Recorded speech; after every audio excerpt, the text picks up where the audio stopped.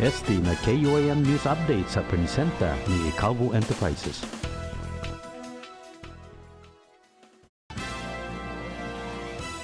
Off at Guam, here's what's making headlines for Tuesday, June 18th. Senator Talina Nelson is calling for accountability for the Liberation Carnival's Games of Chance. Chris Barnett has more. Hate to say I told you so.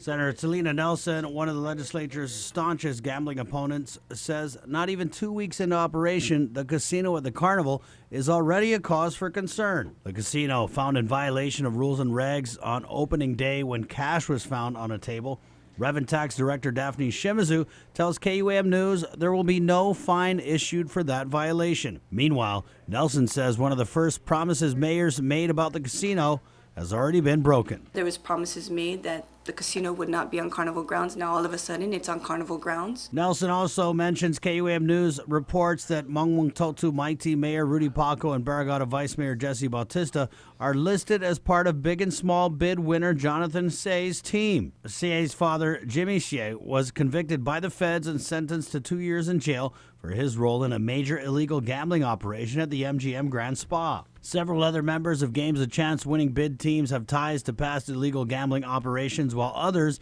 like Suo Gyo Kwan, have been fined for prior Liberation Casino violations. But since their names aren't listed as the primary bidders, they're still able to reap gambling profits. What kind of message are we sending to our people? Corruption is okay, as long as we find the loophole to corruption? Mayor's Council Executive Director Angel Sablan says this is an issue he wants to look at for the casino and Games of Chance rules and regs at next year's carnival. I'd like to revisit it and make it even more stringent if we have to. But if Senator Nelson has her way, mayors shouldn't get too far ahead of themselves in planning for gambling at next year's Liberation festivities. I'm going to fight that they don't have any casino again next year. Nelson, meanwhile, also says mayors like Paco and Bautista shouldn't be part of a bidding organization. Sablan maintains that Paco and Bautista won't share in any profits made at the carnival, but their names are right there in black and white as being responsible parties for the big and small winning bid. And Sablan says it's not a conflict of interest. I don't think so. I don't think they're gamblers either. They're just there to support. They're part of that organization that has to bid. So Mayor Paco and Vice Mayor Bautista are part of the Jonathan Say's organization? Yes, yes. Sablan also telling KUAM News bidding organizations have been vetted by Revenue Tax, but Revenue Tax head Daphne Shimizu tells KUAM only license holders for Games of Chance, not those listed as money backers or responsible parties, were vetted by DRT for tax liabilities. Meanwhile, Nelson says later is not the time to address carnival gambling red flags. It shows a level of complacency.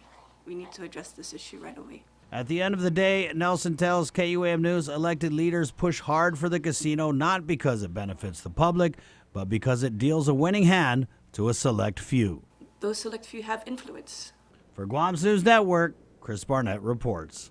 In other news, dates for future town hall meetings on village safety have been finalized. The meetings are being held in light of the machete attack that occurred in Manilao 2 weeks ago. The first meeting was held in the village last week. According to the governor's office, the next meeting will be held Wednesday, June 26th at the Tamuning Community Center, followed by another meeting at the Dedido Senior Citizen Center on Wednesday, July 3rd. Both meetings begin at 6 p.m. Stay connected via KUAM.com or the KUAM mobile news app. Follow us on any of the social media platforms and download our podcasts on the KUAM Podcast Network. Reporting for Guam's News Network, I'm Jonagan Charfres. Este na KUAM News Update sa presenta ni CHamoru Enterprises.